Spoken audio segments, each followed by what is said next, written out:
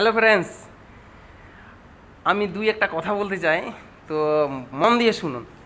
যখন আমরা ছেলেরা ধর পার্টিতে যাই বা কোনো কিছু পার্টি করে রাত্রে ফিরি, যখন বাড়িতে আসি তখন বাড়িতে লক করি, ঠক ঠক ঠক ঠক করে আওয়াজ করি, যখন খুলো কই গো দুয়ারটা খুলো, তখন বউ কিন্তু অভিমান করে থাকে, রাগে থাকে, একদম পুরো ব্যস্ততে থাকে। তুমি তখন ওই রাগে রাগে দুয়ার খুলবে আর খুলবে, মরার মতো তুই একা না এখন আসলু, মাল খেয়ে গলাটা কি গন্ধ, এত যে গন্ধ, তুমি একটা বিছানাতেই শুধু পারি না, এমন রকম পরিস্থিতি একদম উদাহরণ করে একদম রূপ নেয়।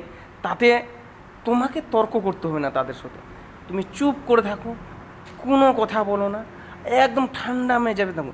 তুমিও যদি তর্ক করতে যাও বন্ধুরা, তাহলে কিন্তু দুজনাতে প্রচণ্ড গণ্ডগোল লেগে যাবে আর অশান্তি হয়ে যাবে।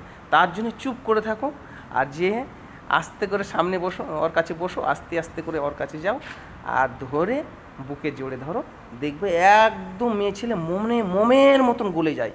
তার জন্যে এই টিকগুলো একদম অবশ্যই ফলো করতে হবে।